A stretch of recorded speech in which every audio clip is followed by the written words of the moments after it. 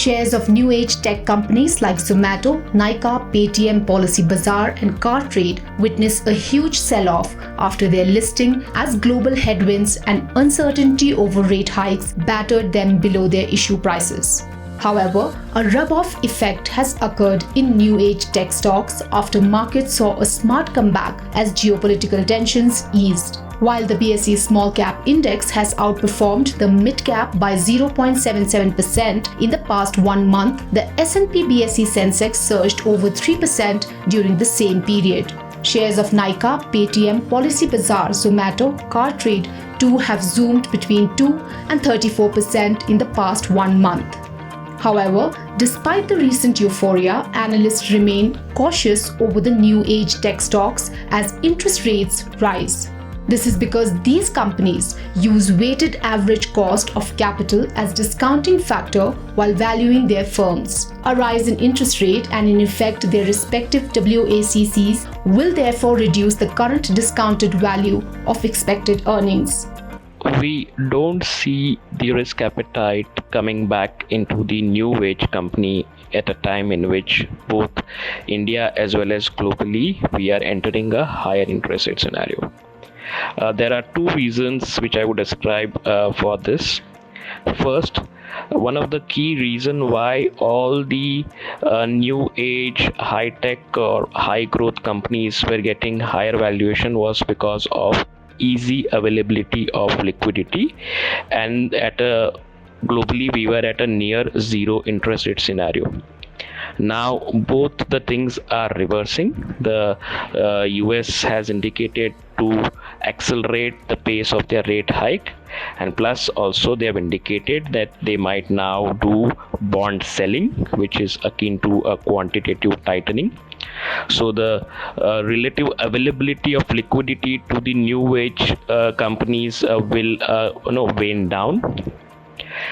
Secondly, and more importantly, in valuing this new age companies, the important factor here is the how do you value the terminal growth, and huge amount of its overall current valuation is dependent on the terminal value. So when the interest rate goes up, there is a significant cut in the terminal value. So that also would mean that the interest level in this new age high growth internet enabled companies will see reduction in their valuation, which already we are seeing both in India as well as globally. Outlook-wise too, a dark cloud of speculation continues to hover above the new age tech pack as companies struggle to justify their valuations. A.K. Prabhakar of IDBI Capital, for instance, suggests investors to avoid the new age tech pack even if it corrects another 20%. There are management commentaries which came for Paytm, where they said they will turn around in next 4 to 6 quarters. But we need to see the detail. When the result comes, only we will understand.